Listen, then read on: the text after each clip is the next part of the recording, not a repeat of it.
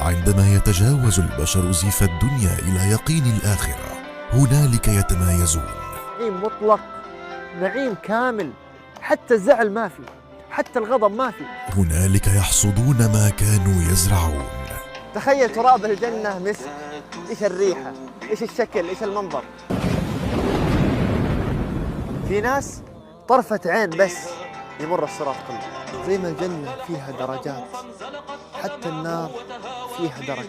الداعية ماجد أيوب يتابع وصف المشاهد والتفاصيل. شربة واحدة من هذا الحوض كفيلة بأنك ما تعطش أبداً أبداً. رحلة روح. الله يدعونا إلى هذه الدار، فماذا عملنا له؟